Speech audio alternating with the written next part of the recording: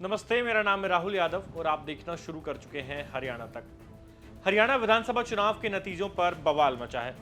Congress party EVM में गड़बड़ियों की शिकायत लेकर इलेक्शन कमीशन पहुंच गई है। लिखित में शिकायत दी गई है। कांग्रेस का एक प्रतिनिधिमंडल इलेक्शन कमीशन से जाकर मिला भी है। लेकिन इसी बीच अब एक और नया विवाद सामने आया है, पोस्टल बैलेट का। जी हां, पोस्टल बैलेट को लेकर सोशल मीडिया पर एक दावा किया गया कि पोस्टल बैलेट की काउंटिंग में कांग्रेस पार्टी को हरियाणा में भारी बहुमत मिला है, जबकि भारतीय जनता पार्टी दूसरे स्थान पर रही है। यह दावा सोशल मीडिया पर काफी वायरल हुआ, तो लोग तरह तरह के सवाल करने लगे कि भाई जिस पार्टी को पोस्टल बैलेट में बहुमत मिल गया तो फिर वो पार्टी ईवीएम में कैसे हार गई।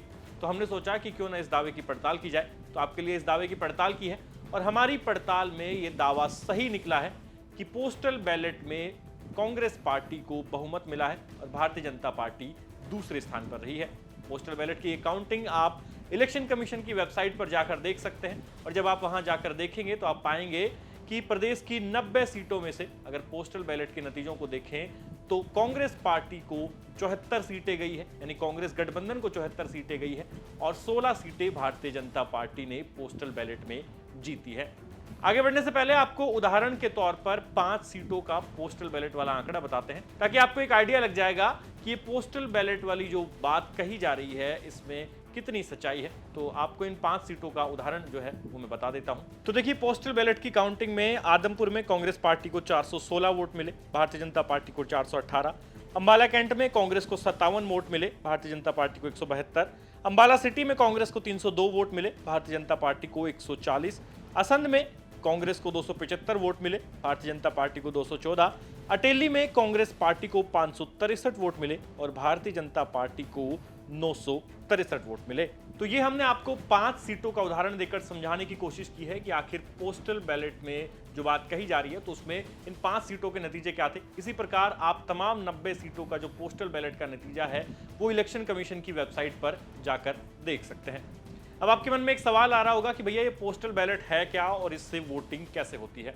तो आपको बता दें कि पोस्टल बैलेट की जो वोटिंग है वो कुछ चुनिंदा लोग ही कर सकते हैं, जिनमें जो सरकारी कर्मचारी है उनका सबसे पहले नंबर आता है, यानी कि हरियाणा का मूल निवासी होना जरूरी है और कोई भी हरियाणा का मूल निवासी जो है सरकारी कर्मचारी है। अर्धसैनिक बल, आर्मी, एयरफोर्स आदि में जो जवान तैनात है हरियाणा के, उनके लिए सुविधा उपलब्ध है। इसके साथ साथ प्रदेश के सरकारी कर्मचारियों के लिए सुविधा उपलब्ध है और साथ ही केंद्र के सरकारी कर्मचारी जो हरियाणा से संबंध रखते हैं, जो हरियाणा के मूल निवासी है, उनके लिए भी पोस्टल बैलेट की जो सुविधा है वो चुनाव आयोग द्वारा मुहैया कराई जाती है। इसके साथ साथ 80 साल से ज्यादा की उम्र के जो बुजुर्ग मतदाता है उनके लिए भी पोस्टल बैलेट की सुविधा उपलब्ध कराई जाती है। चुनाव आयोग की टीम ऐसे मतदाताओं के घर जाती है और उनके घर जाकर पोस्टल बैलेट पर उनका वोट लिया जाता है। तो ये वो तमाम तरह के लोग हैं जो पोस्टल बैलेट के माध्यम से अपना वोट डाल सकते हैं। इस वीडियो के माध्यम से हमारी कोशिश थी उस दावे की पड़ताल करने की जिसमें कहा गया कि भैया पोस्टल बैलेट में तो कांग्रेस पार्टी को भारी बहुमत मिला है, तो फिर ईवीएम में पार्टी कैसे हार गई। दिग्विजय सिंह का ट्वीट आया, कांग्रेस के बड़े नेता है, उन्होंने ट्वीट कर खुद इस बात पर सवाल उठाया और उन्होंने ईवीएम की विश्वसनीयता पर भी सवाल उठाया।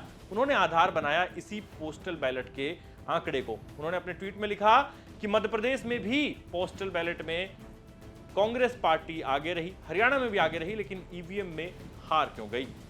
तो हमारा मकसद था कि आपको समझाया जाए कि इस दावे में कितनी सच्चाई है।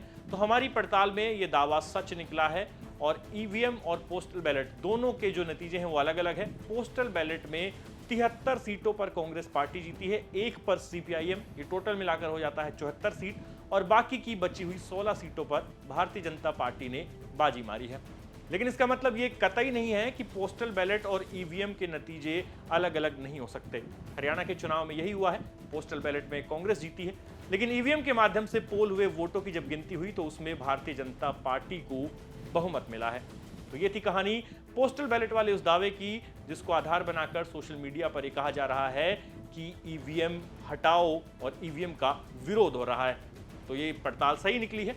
पोस्टल बैलेट में कांग्रेस ने जरूर बहुमत हासिल किया, लेकिन ईवीएम वाले मतों में कांग्रेस पार्टी पिछड़ गई और नतीजा भारतीय जनता पार्टी के पक्ष में रहा।